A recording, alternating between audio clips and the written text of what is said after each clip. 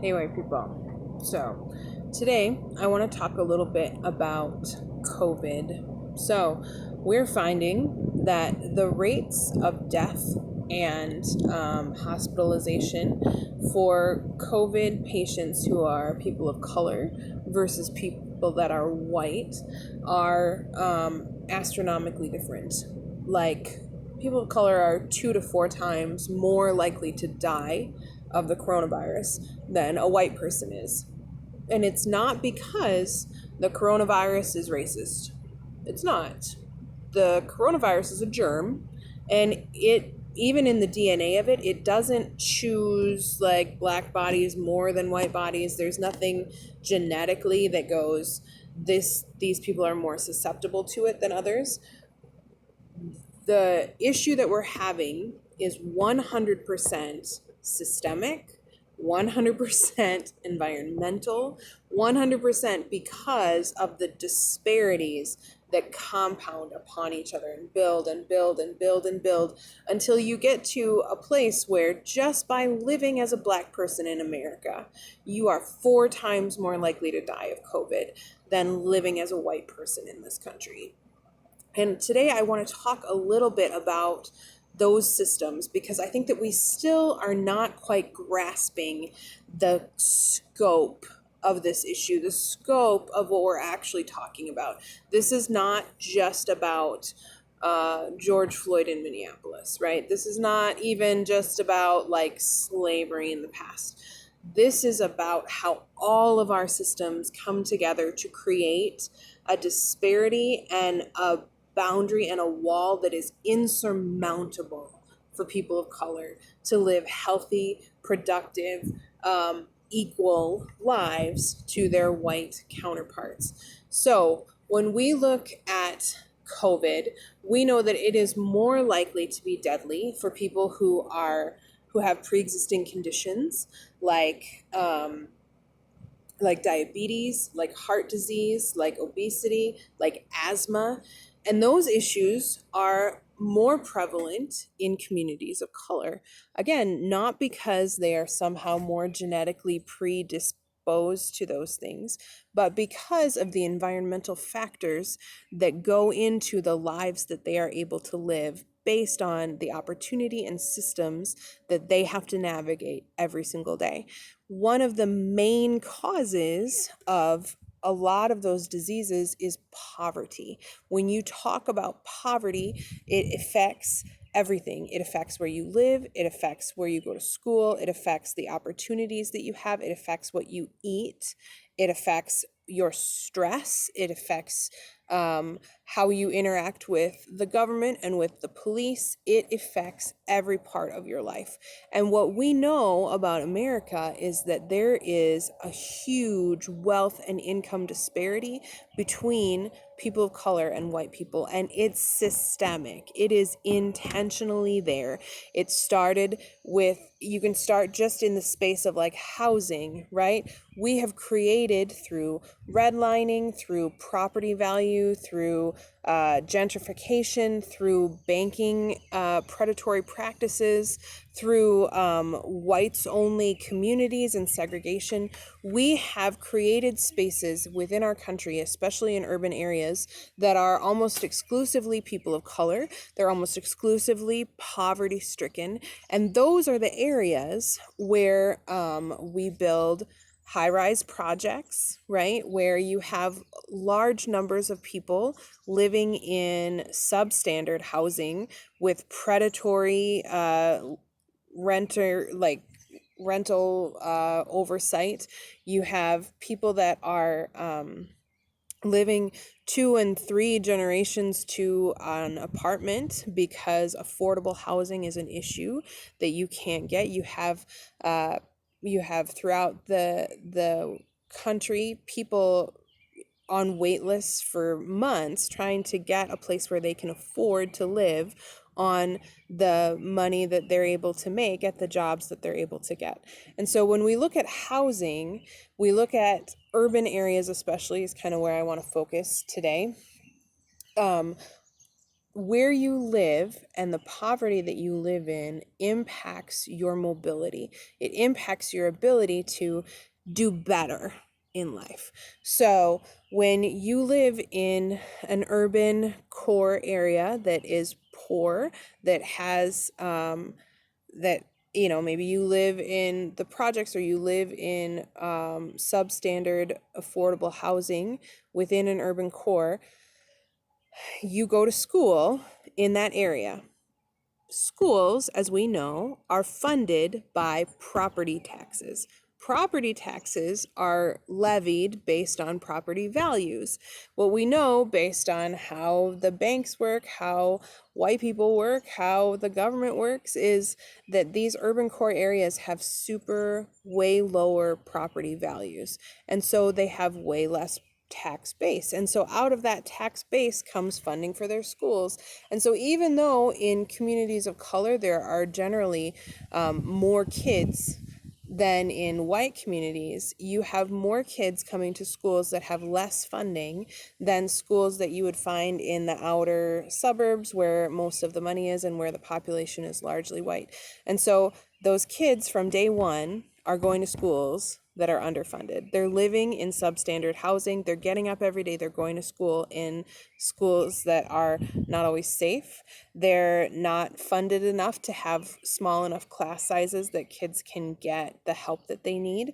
I know our school is that my kids go to is like 70% free and reduced lunch.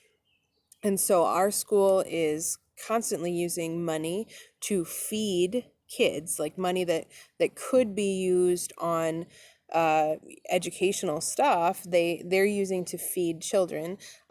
We pick up lunches from our school over the summertime. Yesterday, my kids got a little bag of nacho chips and some Velveeta cheese as their like main dish. Then there was, there was an apple and some milk and a cheese stick, so there was some nutrition there as well. But when you're talking about these schools that are low funded, they're trying to feed large amounts of kids for pretty much free, and they're taking that money out of their educational budgets. I know, like in Wyzetta, which is a fancy suburb outside of Minneapolis here, you're talking like salad bars and the whole nine yards, and their beautiful cafeteria. And in these schools, you have kids who already at very young ages are dealing with nutritional issues. They're dealing with the poverty of a lot of these kids. They only eat at school. So if they don't have breakfast and lunch at school, they don't eat for the day because their parents are living in such poverty that they're not able to pay rent and pay for food. So, and when you look at like food insecurity, when you look at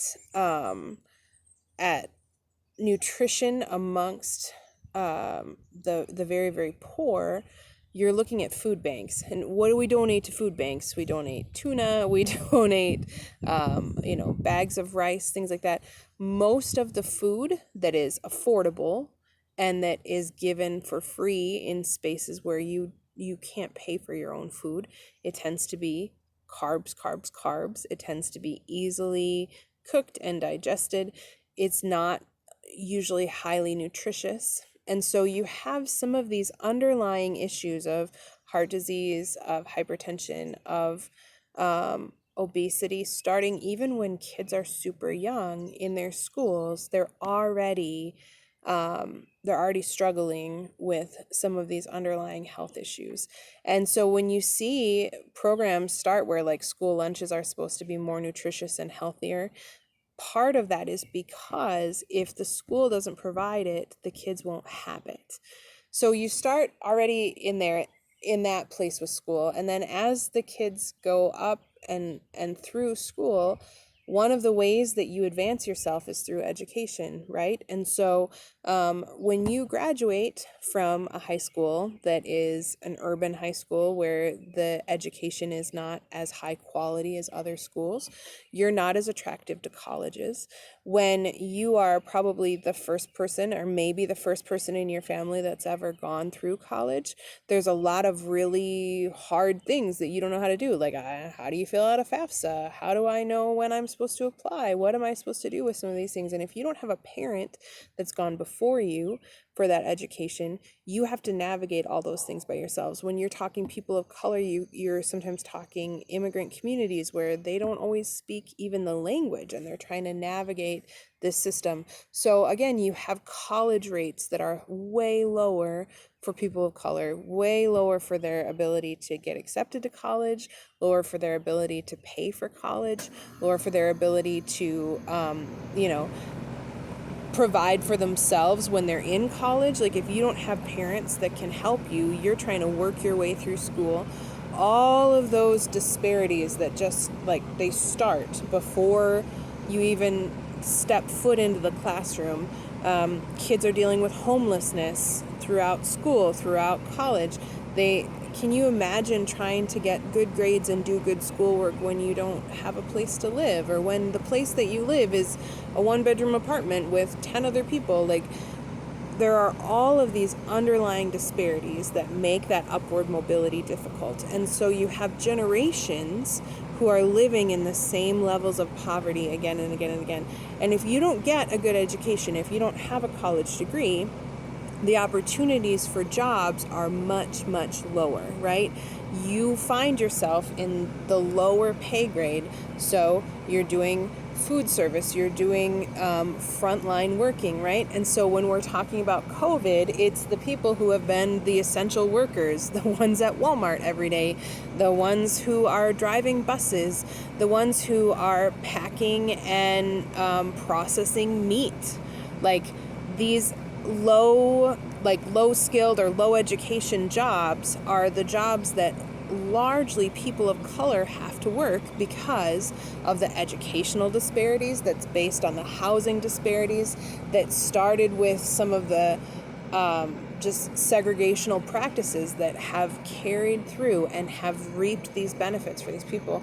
And so when you talk about jobs, income disparities, so for a white man, throughout his entire life, so if he starts working at 18 or whatever to the point that he retires, the average white man will earn $2.8 million throughout the course of their life, over 50 years or whatever. The average black man will earn 1.6 million, I believe. So you're looking at $1 million less over the course of their life. The average black woman will earn 1.3 million over the course of her life. And it goes further and further down, like when you talk about Hispanic and Native. And so the income disparities in our jobs exist in ways that are completely unfair. You see just the same person, same education, doing the same job. Black people earn way less than white people. Hispanic people earn less than that even. So you have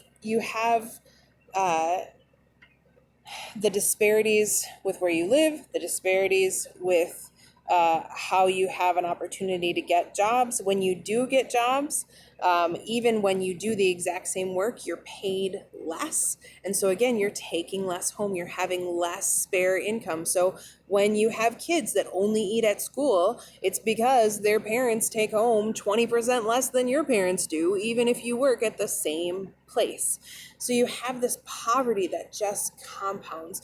When you're looking at then in these neighborhoods where people have to live, in these poverty-stricken neighborhoods, there's what's called food deserts. So in these neighborhoods, there's not investment in, like, Cub Foods is not going to come be there. You're not going to have, you have a lot of times like little corner convenience stores are the only stores that will exist in some of these spaces. And so you'll have entire like huge populations of people that don't have access to actual grocery stores. They have gas stations, they have convenience stores, they have little corner markets where they're trying to pick stuff up.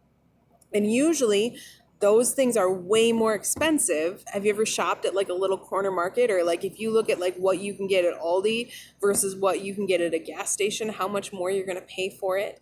So even the food that they get is more expensive, even though they have less money. The people in those areas are less likely to have cars because that's a luxury item. When you're trying to decide between food and rent, you're not paying car insurance. You're not necessarily getting a vehicle. You're a lot of times dependent on public transportation. If I were driving, if I were trying to get, if I had to go out to the suburbs to get to a grocery store and I had to ride the bus and bring the food back with me, I could only carry so much at a time, right? And so you have all of these different things that go into why the diets of people of color are so much less healthy. There's not opportunity even just to take care of your body, to take care of your kids' bodies. When you talk about job disparities, you talk about in these lower income jobs, you're a lot less likely to have health benefits. You're a lot less likely to have insurance and the ability to go to the doctor. People of color are far more likely to skip health care and not go even when there's something really wrong, because either they don't have insurance, or if they do have insurance, they don't have the money for the co-pays, because again, they're living in a poverty that keeps them paycheck to paycheck and unable to get out of that cycle. When you have these communities of color that are poverty stricken, you also have environmental issues. So places that do pollution, like businesses that pollute, um, nuclear sites are more likely, oil pipelines are more likely, water issues like what you see in Flint are more likely, uh, pollution like air pollutant stacks are more likely. They're all more likely to be placed in these urban core communities of color, because white communities have the ability to say, no, we don't want that here. They have government access. They have the ability to petition their legislators to do things for them and to keep those things out. But communities of color are highly disenfranchised, even in governmental access, when you're talking about voting and gerrymandering. And, right now in Kentucky, there was one polling place for an entire county that contained the most people of color or the most black people in the whole state were in one county, and they did one polling place for all of those people. You see across the country, 8-hour lines for people to vote in communities of color. And it's because they are intentionally being disenfranchised, because they would not vote for things that would hurt them, like people that are going to put away environmental regulations. Part of the environmental regulations out there are for communities of color to be safe. Whether you're talking about Native communities, whether you're talking about urban core and Black communities, whether you're talking about Hispanic communities, environmental protections keep those communities safe, because white communities are not going to pollute themselves. They have the clout to make that not happen. When you see asthma rates, when you see breathing and respiratory issues, they are astronomically higher for communities of color, for kids that grow up. And the only thing they're doing is breathing the air in their neighborhood, because those environmental disparities bring that sickness into that space, that pollution into that space. When you have urban areas that are largely cement and you don't have green spaces because you've packed all of these people into this spot, and there's not affordable housing, and the housing that you build is these large concrete apartment buildings, you get the heat bubble, and you get pollution that makes the air quality really, really bad. So you have all of those things that are leading into those disparities. Now, you also have just medical disparities. So when people of color, specifically, when Black people go to the doctor, they have worse outcomes. They are far less likely to be trusted or listened to or treated. Women, Black women, are more likely to die in childbirth. They're more likely to have stillborn babies. They're less likely to be given pain medication. They're less likely to be trusted when they come in and say that something is wrong. You have, uh, with communities of color like Hispanic communities, you've got the language barrier, you have distrust. So when we're talking about COVID, there's Hispanic communities that are like they're in the processing plants. They're in some of these places where the hot spots are really, really bad, and they're not getting tested when they get COVID, because when you get tested, you have to sign something that says that you're going to share that information with the government.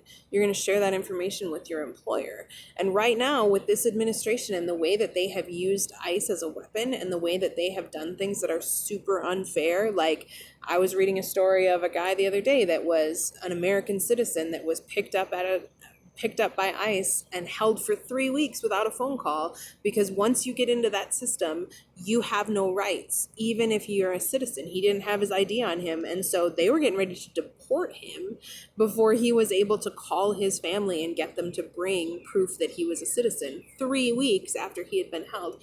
So you have these communities that are just, they're avoiding the government, they're avoiding medical care, they're avoiding all those things, because anytime that they touch base with the system, they're treated really unfairly. And even if they're citizens, other people in their life that might not be citizens are at risk anytime that you get yourself on that radar. So you have these intentionally oppressed communities that cannot get access to healthcare. When healthcare is based on your job, and either you don't have it, or if you lose your job, you lose your insurance, you're stuck in this cycle and you're unable to get the healthcare that you need, which makes those underlying conditions worse and worse and worse. Um, when you look at, even for people of color, like for Black people, there have been throughout history lots and lots of medical studies where Black people were used as like guinea pigs. There was a study where like Black people were injected with syphilis in order to study it without their knowledge. Like they were told they were being given like a treatment or a vaccine. I'm trying to remember exactly what it was, but they were given this disease in order to study them. Black women in slavery times, they were used as guinea pigs for like gynecology and different practices with the man that they call the father of gynecology. He would use Black women without anesthetic and without their approval. They were enslaved people. They didn't get to say no. And he believed that Black women didn't feel pain. So he was like doing surgery on them and procedures on them without pain meds, without anything. Just horrible, like kind of stuff you see in concentration camps. Like our government has done that. Our government has done that a lot here in America. And so there is a distrust amongst Black people of medical science. There's a distrust of doctors, because even when they do trust doctors, again, the disparities and the numbers of how the treatment is not fair and how they are treated differently than white people is astronomical. It's off the charts. So you get this buildup, right? All of the things that I've talked to you about now for 20 minutes have built into this huge structure of racism, this huge insurmountable mountain that these people have to try and get through in order just to have healthy food, just to have kids that grow up in safe places, just to have income and security. When you talk about the other aggravating factor for a lot of those underlying diseases is stress. If you think about that being your life, you think about constantly worrying about money. You think about living in places that are unsafe. You think about with um, having to live with multiple generations, having to deal with policing and racism and not being believed, and all of the different things that go into being people of color. You get stuck and you get stressed. And the stress of living that life all day, every day compounds even the issues that we're talking about. And so it is not that COVID is racist. It is that living as a Black person, as a Hispanic person, as a Native person in this country is unlivable. It's unhealthy. It's unfair. It's unjust. And we have to start taking down all of the structures that lead into that racism.